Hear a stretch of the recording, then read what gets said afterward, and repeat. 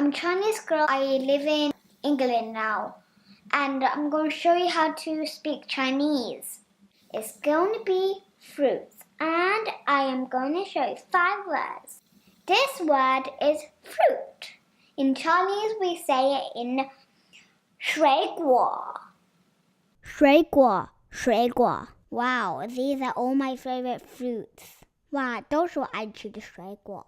This one is apple. We say in Chinese, 苹果. 苹果, 苹果.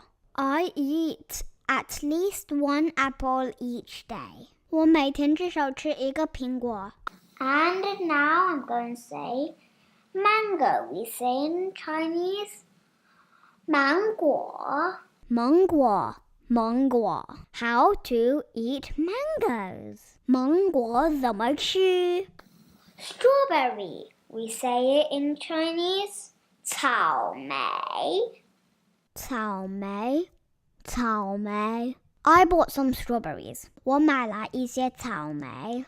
And the last one is watermelon. In Chinese is 西瓜. 西瓜，西瓜。Wow, what a big watermelon. 哇，好大的西瓜。